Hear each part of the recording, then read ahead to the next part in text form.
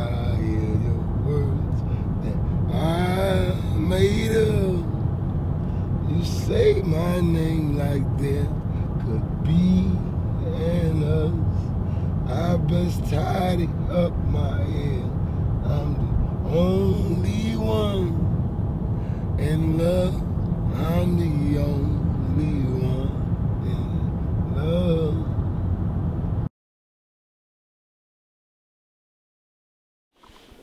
I say, niggas don't like me. I don't know the reason.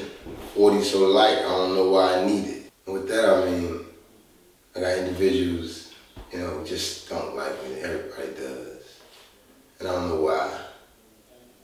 I got a 40 caliber gun that's so light that I forgot that I have it. And I don't know why I need it. I say my main bitch, she fuck. My main bitch, we fuck, and she know how I like it. The labels are tripping. Fuck 600,000. Fuck 600 grand. I need 3 or 4 million. Got dreams I'm fulfilling. My homie got 10 years. I know how you feeling. And this is what I mean by it. You know, when you become popular, labels throw low ball numbers at you just to try and take advantage of your rise, and so on and so forth. I look at it, you know, 600 grand, you know, in America we pay taxes. They're gonna take half of that. They'll leave me 300 grand. I got dreams I can fulfill, and I need more than 300 grand to do that. Like I said, my homie doing 10 years. You know, he had $300,000 bail. I could do that. I could do that with $6 million.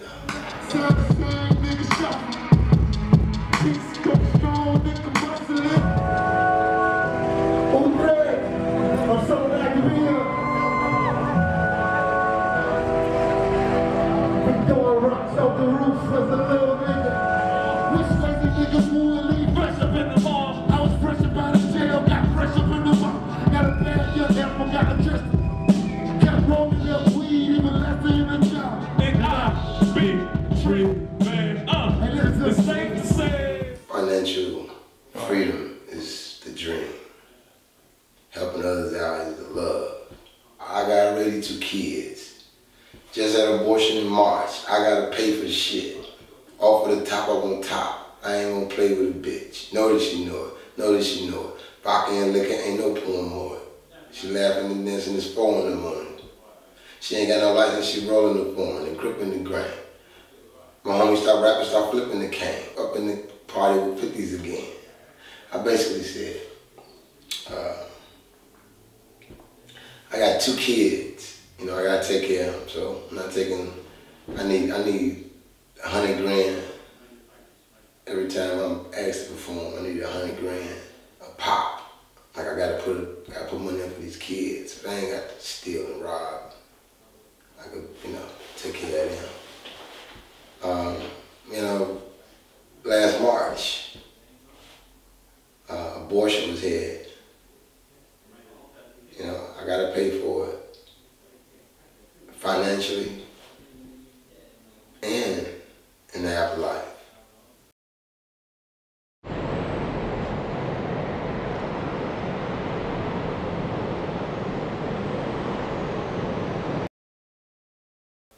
You know, but because the depravity of my state, you know, it was more of an ailment to have another child that would have been, you know, harder to provide for, as I'm already having no problem with the first 2. So that's a decision I had to make, we had to make. I'm not saying that they actually happened, but this is real life. You know, people gotta make those type of decisions. You get a girl pregnant, you know, you don't want to go through that anymore, so you try to find ways to get your rocks off without putting yourself in the hot water, like getting her pregnant again. So, top in America is head, it's blowjob, sucking dick. Get you a bitch to suck your dick. I'd rather have that than have sex these days. People, like I said, you know, everybody has some type of dream or goal. I've seen some of my friends who I thought were really good at music totally leave it behind for illegal activities just to make money. You know, it's not necessarily about who's the best, it's about who's the it right now, who can provide the spectacle. And a lot of people are better at being a spectacle than actually writing music. They seem to always win. But I don't even care. I really don't. You know, I mean, you know, everybody has those moments where they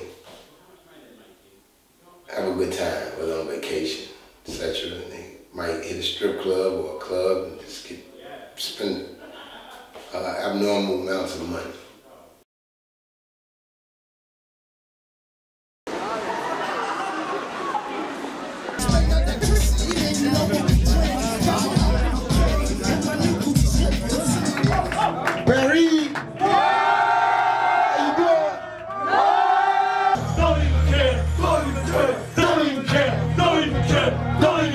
Because my homies would come through with their bread, and even though they took the risk to sell drugs and go to jail and get caught, prosecuted, the rewards bring us all happiness. White girl, do it live.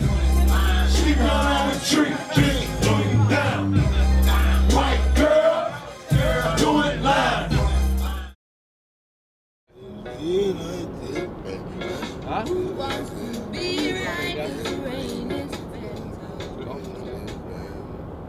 Okay, trade. Yes, sir.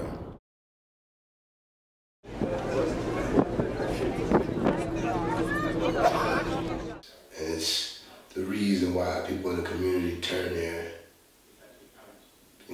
heads and let the young boys sell drugs and, shoot. They're paying the bills. The government isn't, the state isn't. Those drug dollars feed families. Chicago, my city, you know I kill 'em. Know I kill 'em. You couldn't see me with 4 eyes, nigga. Boy, nigga.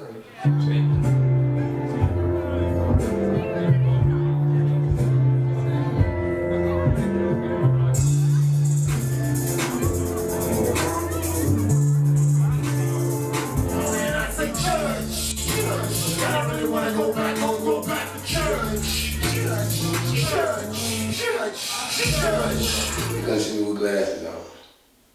And I was like, boy, boy? Stop playing with me, You couldn't see me with 4 eyes, nigga. Cali for 2 weeks, low ride, nigga. Roll out, hit a stove, grab a swisher, 100, nigga, get it. Homie just hit me, say, he got a couple bras, got a Bobby, Christy, Anna, Izzy. I say, really? He said, really?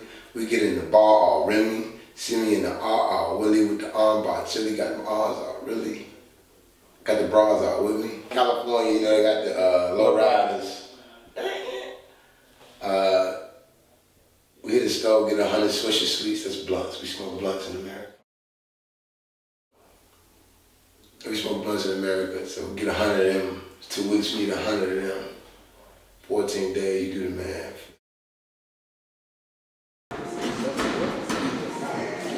That's maybe 19 blunts a day, So, we get broads, we party. We carry big wads of money on us. 100 hundreds. Get it? 100 hundreds. That's $10,000. It's a lot of money, even in London. $10,000 is a lot of money in London. So, we get the broads. We ride around in nice cars, mostly rented. Especially if we talk about Rolls Royce, because we ain't got that 5 or 6 million that I was asking the record label for. So, get a nice Rolls Royce and really stunt, and really show off, flashy. And then girls like flashy, It's not right for guys to rent cars and put on an impression that they got money or they somebody they're not. But it's definitely not right for bitches to fuck you just because of what you got. Because you're not the only guy with a Rolls Royce. We got 3 or 4 brothers Magnums, Trojans, because we know about the diseases. But you know, let's talk about the gentrification situation, because they seem like the reaction, the behavior, you know what I mean, the wanting to have some sort of joy in your life, yeah, is caused by something, and you have an observation because of the gentrification situation. Break that down for me, please. Yeah, well, people don't know. I come from Chicago, and in Chicago, you know, there's a lot of killing going on. At least they making it seem like we're the worst place on earth to be right now. But what they don't understand and don't get to hear is, you know, the city is undergoing a redevelopment, or has been trying to undergo a redevelopment since the 50s, 60s, the civil rights movements and all that.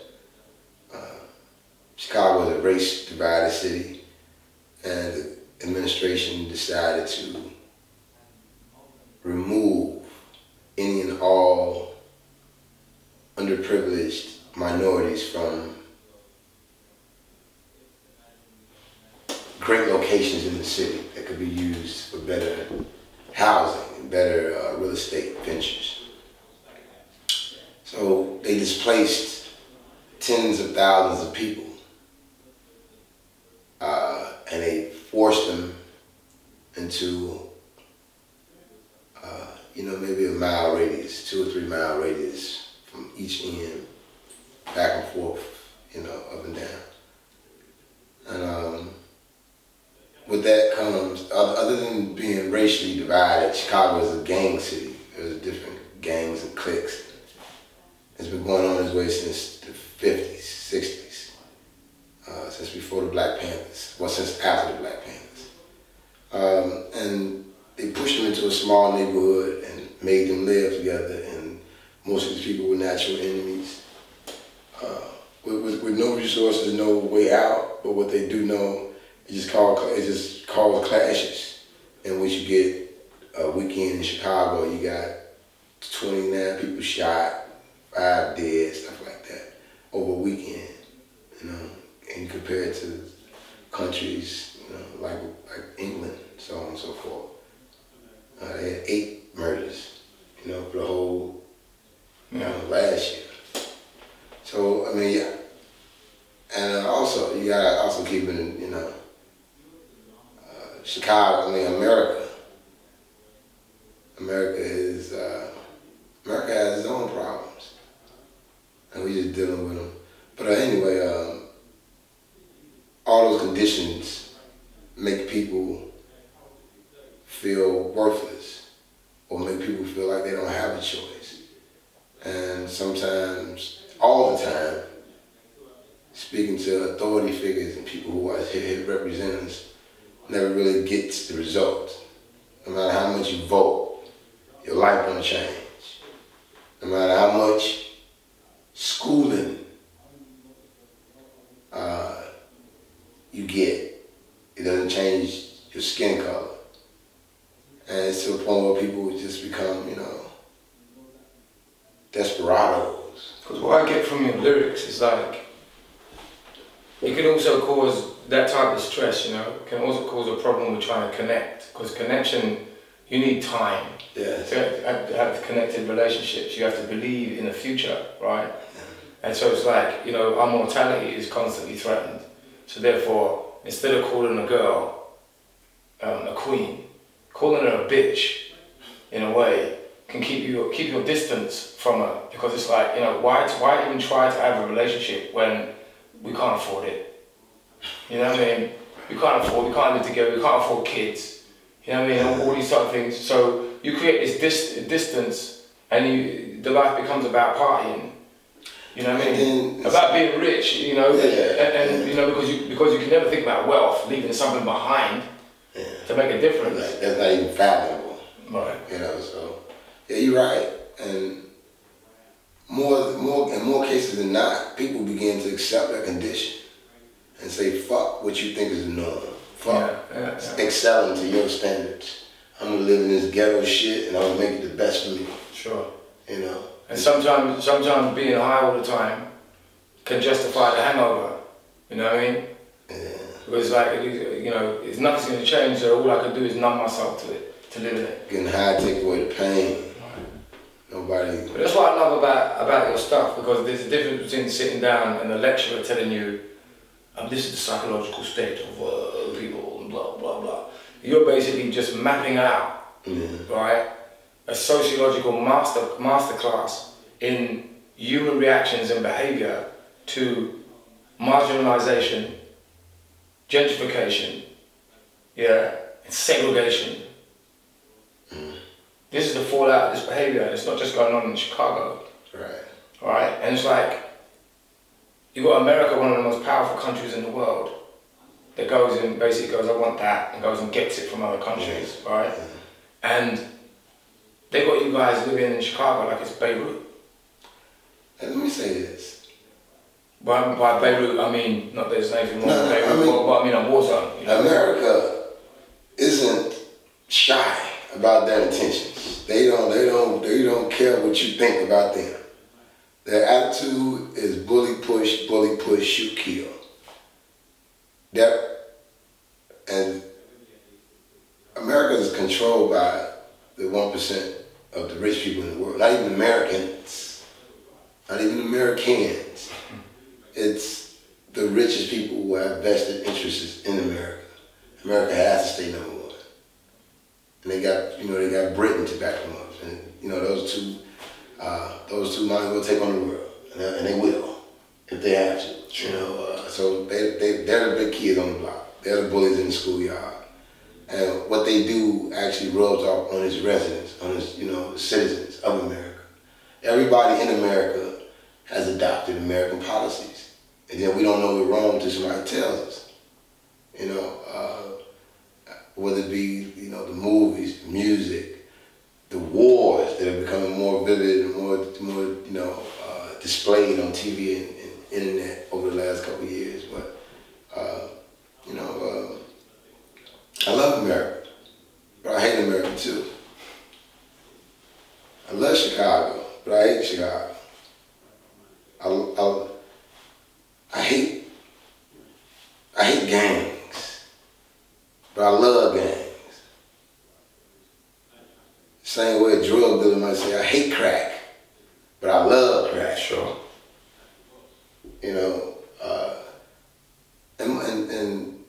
And swapping between those two emotions constantly, love and hate, love and hate, love and hate. It's insane. There's no neutral ground, because it's all death or it's all success. There's no, you don't get high for 20 years and then, you come to a mutual agreement with the drug. No, you either need it or you want it. You either got it or you're looking for it. Yeah. So that's the difference between need and want, Yeah. Sometimes you gotta have it, and then you claim.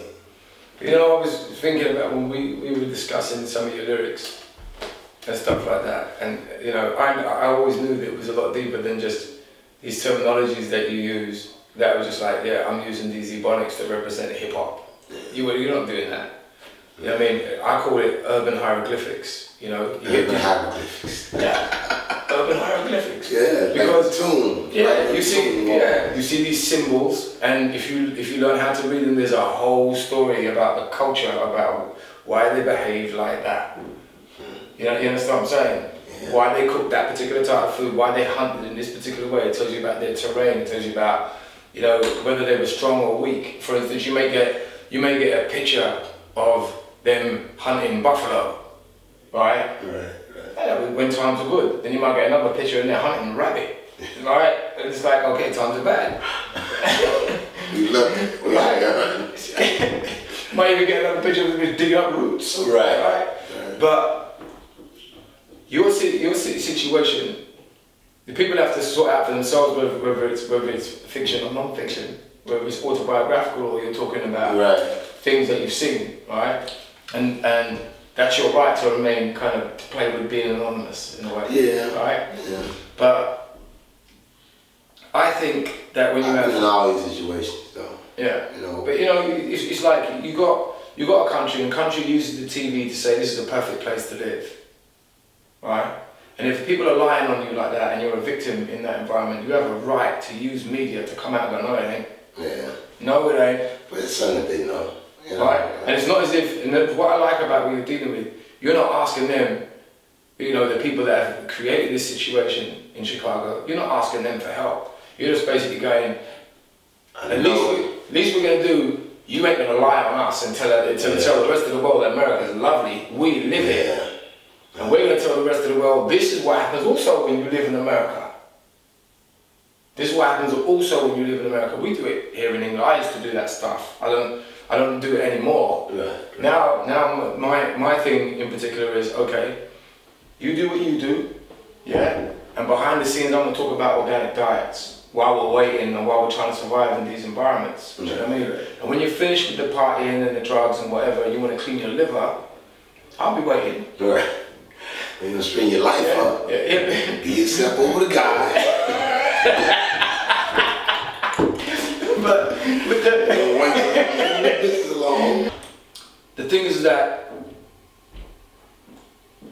I believe it's really important that you're telling this truth, right? But what I also like is that you're not advocating it. You're not saying like I love to smoke weed. You're saying, you know what I mean? We've had conversations about you getting ready to stop smoking weed. Do you know what I mean? And these type of things. So yeah, I think it's healthy. But it's urban hieroglyphics. You need to get it. Yes. MC Tree. The painter of reality. Bang bang. My brother.